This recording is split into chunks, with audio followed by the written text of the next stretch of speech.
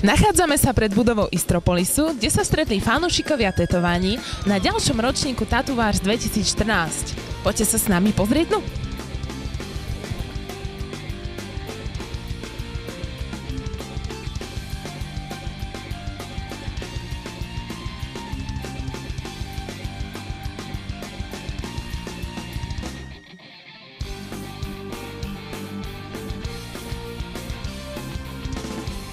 Druhý ročník tetovacej akcie Tattoo Wars 2014 organizovalo tetovacie štúdio Rooster Tattoo.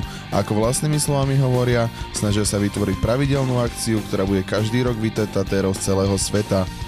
Ako sa ti páči priebeh akcie? Je to skvelé, ľudia sa bavia, všetci sú spokojní podľa mňa, takže dúfam, že dobre. A ty si spokojný s kvalitou tatérov a s účasťou zatiaľ?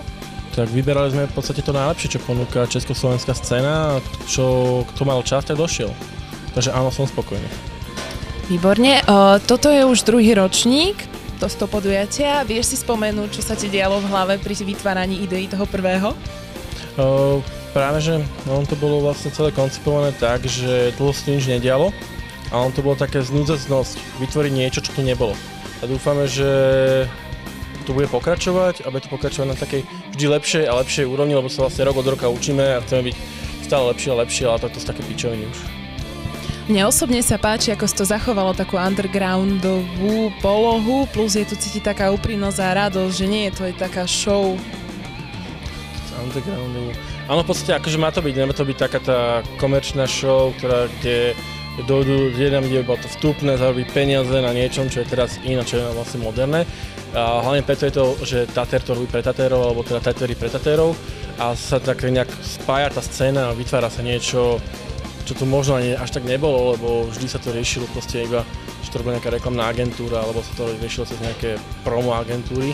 A teraz vlastne nabehlo to cez Prievidzu, Košice a Prešov, že to robia tetovači pre tetovačov a to je tá správna cesta podľa mňa. No a potom sú to nejaké iné kokotinky, kde sa niekto pokúša na niečom zarobiť, ale to je vždy pičovina. A môžem sa ešte spýtať nejaké vízie do budúceho ročníka? No, vízie. Aké sú vízie, neviem. No vízie si je v tom pokračovať, robiť to väčšie, robiť to stále s kvalitnejšími tatérmi, čo už asi nebude možné, lebo naozaj tento rok sa nám podarilo zrovna také mená, čo neboli snad už dlhé roky na Slovensku v podstate. A vízia je asi taká, že budeme najlepší, budeme super a všetci budú nás milovať a všetci budú chodiť iba na našu akciu, nikto nikam inám. Ja neviem. Aj tento rok mohli návštevníci vidieť naživo prácu mnoho zaujímavých tatérov.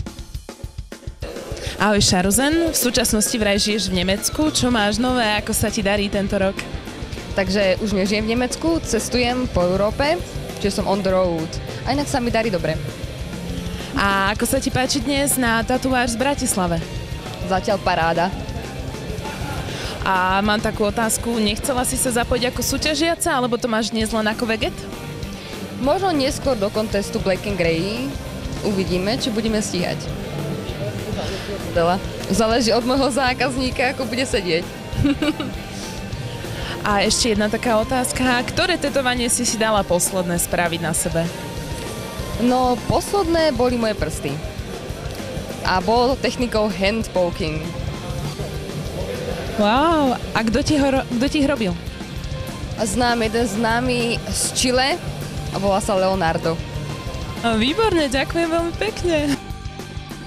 Kedy si začala s tetovaním a ako vznikol celý ten nápad?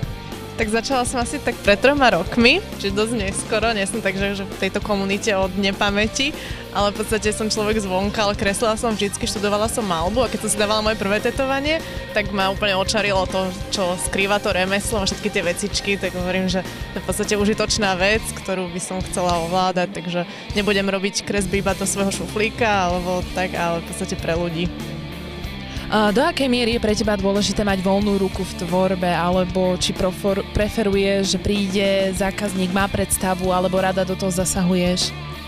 No, tak v podstate vždycky sa snažím urobiť nejaký vlastný návrh a Najlepšie sa asi pracuje, keď zákazník má takú hrubú predstavu, že čo cca, že kam, aká veľkosť lepšie, keď akože sa to dá nejak tak rozvrhnúť na väčšiu plochu, že nie som nejaká obmedzená, že teraz si prosím maličké tetovanie 2 cm, tak na tom sa moc nedá vymyslieť, ale jednoducho taký zákazník, ktorý je ochotný aj počúvať svojho tetera, diskutovať s ním, prípadne sa k nemu prihlási preto, lebo už pozná nejak jeho tvorbu a je ochotný v podstate si nechať poradiť a spolupráca je asi tá najdôležitejšia.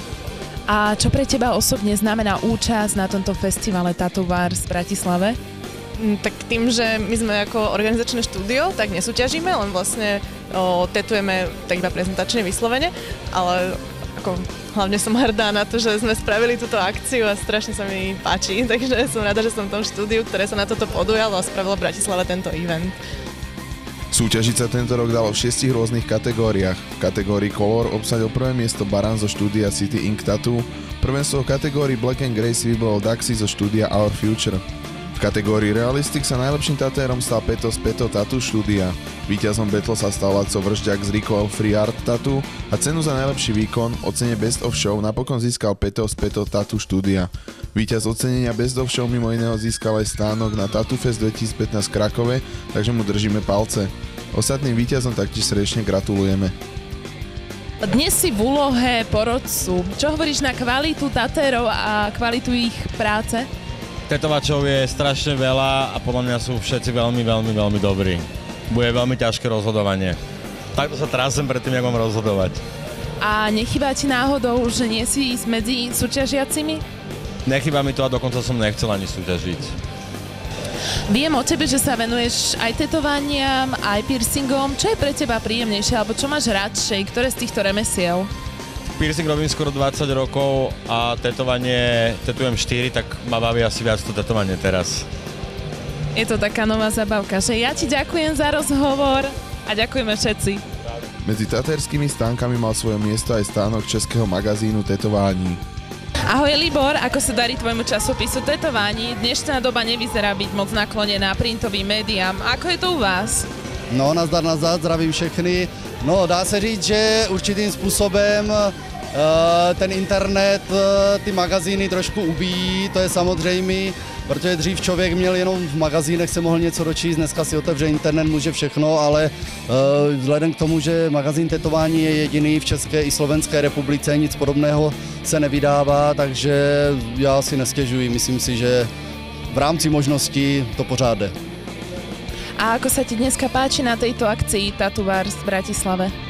No, myslím, že je to taková pěkná rodinná akce, není to bohužel žádná jaká mega party nebo něco takového, ale je tu příjemná rodinná pohoda, jsou tu dobří lidé, takže myslím si, že fajn akce a přeji, aby to nadále bylo lepší a lepší.